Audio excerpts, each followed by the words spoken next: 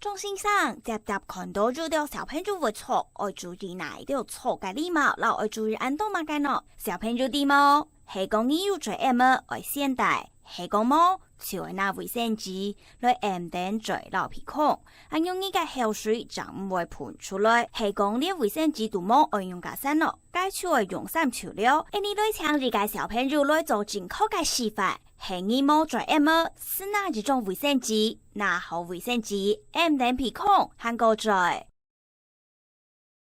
收起來個後，是留佢抌到垃圾桶，會錯記掉嘅 M 等帶着 M 洗手，小朋友都啲咧麼？啲。